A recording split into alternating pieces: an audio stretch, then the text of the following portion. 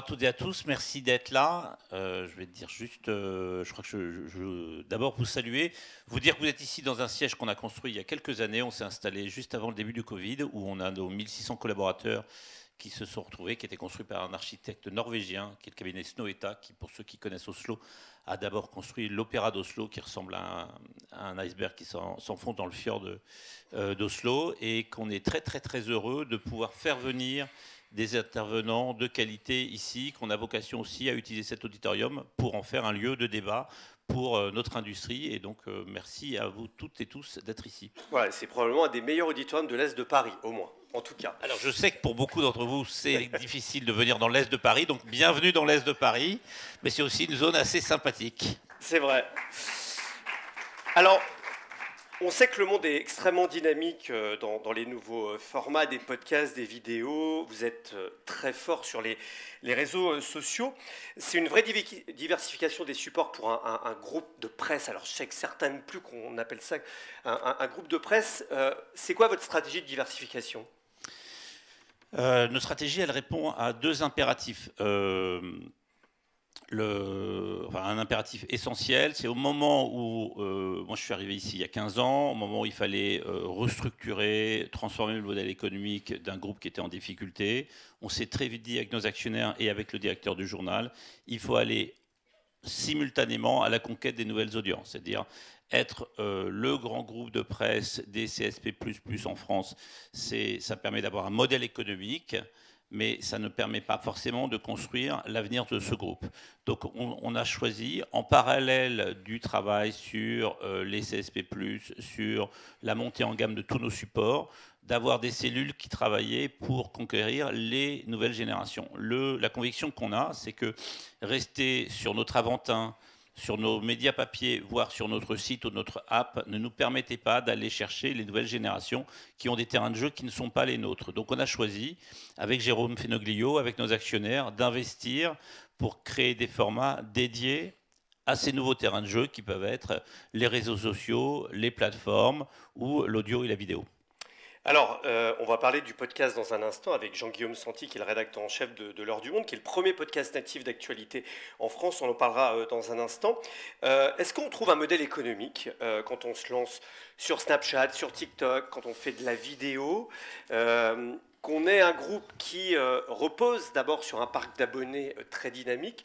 Comment on arrive à changer de mindset et à trouver un modèle économique ? C'est effectivement tout le défi qu'on a, c'est-à-dire on a ici dans ce groupe une nécessité absolue, c'est de s'autofinancer. Ça fait 9 ans que ce groupe s'autofinance, on est rentable et c'est très bien. Et si on peut investir dans les contenus, investir dans les équipes, c'est aussi parce qu'on a cette indépendance financière. Et il faut en parallèle se donner la possibilité de développer des projets qui ne seront pas rentables à court terme. Alors, ça peut être avec les plateformes parce qu'on va chercher de nouvelles audiences. Et on l'a vu avec Snapchat. Je ne sais pas si vous avez ce chiffre en tête. On a 1 500 000 followers qui sont donc plutôt des moins de 18 ans qui lisent notre édition quotidienne sur Discover. On sait que, et on l'a vu par le passé, qu'une partie de ces followers, quand ils grandissent, s'abonnent à nos supports payants. Donc là, on voit logiquement la croissance de notre abonnement numérique qui est alimenté par ces investissements. Vous avez des études là-dessus, c'est-à-dire vous savez... On sait qu'on a la moitié de nos nouveaux abonnés numériques qui ont moins de 34 ans. Donc on sait que ce n'est pas un transfert, mais que c'est vraiment de la croissance pour la jeune génération. Donc on peut avoir ça. Et puis on a des accords avec les plateformes.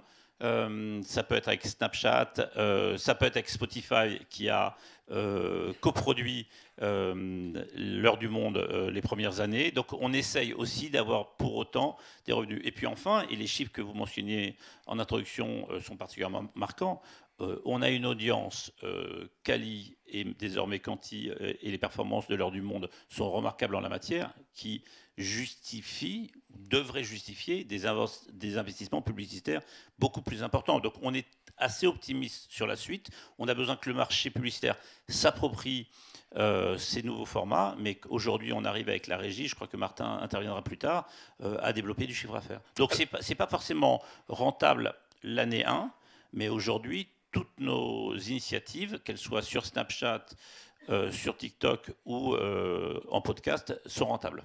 Voilà, ça, c'est l'information du jour. Avant de parler justement du podcast, il y a le sommet de l'IA. En ce moment, on en parle beaucoup. Vous avez été le premier groupe à faire un pacte avec OpenAI. Ça vous a été un peu reproché d'ailleurs en disant est-ce qu'on pactise pas avec le diable? Quel bilan vous pouvez en faire de votre partenariat avec OpenAI qui donc entraîne son modèle avec une partie de vos contenus et vous reverse des royalties, c'est ça, hein? Oui, d'abord on a considéré avec Jérôme Fenoglio que ça serait une erreur de rester passif face à cette révolution. C'est-à-dire qu'un train était en train de passer, il fallait monter un train, monter dans ce train et maîtriser ces technologies et maîtriser l'utilisation de nos contenus. Ces technologies, scroller nos contenus sans qu'on puisse les en empêcher. On pouvait leur interdire, mais on ne pouvait pas les en empêcher. Donc on a choisi de trouver un accord avec le principal acteur d'intelligence artificielle, de pouvoir bénéficier de sa technologie. Or, quelle que soit la puissance du monde, on n'a pas la capacité de développer ce type de modèle. Donc on l'a fait avec lui. Ce sont des revenus qui viennent financer des développements futurs. Combien vous pouvez donner? Non, on ne peut pas. Mais on avait dit ça avec Jérôme. Pose la question. On avait dit on ne signera que si c'était significatif. Parce que le New York Times les a attaqués en justice. Non, le New York Times n'a pas fait ça. Le New York Times avait d'abord communiqué sur l'entrée en négociation avec OpenAI. Donc ça veut dire qu'il trouvait normal et logique de négocier avec eux. Et au milieu des négociations, ils ont considéré que les montants proposés n'étaient pas suffisants. Et donc ils ont utilisé un outil de négociation assez fréquemment utilisé aux États-Unis, qui est le tribunal, pour essayer de parfaire la négociation. Mais ils n'ont pas refusé de négocier. Voilà.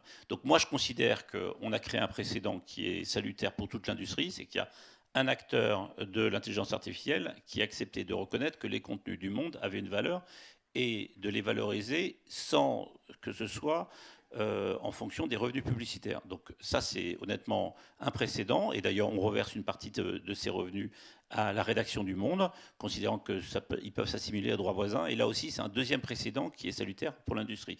Et pour être très transparent, on continue de négocier avec d'autres acteurs. Mistral AI, par exemple, parce que votre ancien actionnaire, Xavier Niel, est actionnaire de Mistral AI. Ouais, est-ce que ça crée des ponts Non, ça crée pas de ponts, et c'est très bien comme ça. Xavier, il investit dans beaucoup de sociétés, et c'est formidable qu'il nous laisse choisir les accords qu'on souhaite signer. Donc on discute avec plusieurs autres acteurs, et on espère signer dans les semaines qui viennent et annoncer d'autres acteurs. Donc c'est pour nous, enfin, et ça revient sur le premier point, un moyen d'être référencé sur ces moteurs. Il n'est pas exclu que vos enfants, dans les prochaines années, s'informent beaucoup à travers des prompts sur ces moteurs-là. On a besoin que sur ces prompts, en posant des questions, ils tombent sur nos contenus ou nos références, sinon on passera à côté de cette génération. D'ailleurs, on voit que 10 à 30% quand on pose une question à ChatGPT, par exemple, c'est faux, hein, d'ailleurs. Hein. Donc, ils ont encore du chemin à faire. Hein. Donc, ils ont besoin de contenu de qualité. Donc, c'est logique de créer des partenariats, parce que sinon, on va désinformer ou acculturer toute la nouvelle génération qui, pour autant, continuera à s'informer via ChatGPT. Donc, c'est pas inutile aussi qu'on soit partenaire de ce type de technologie. Eh ben merci beaucoup Louis Dreyfus. Merci à vous.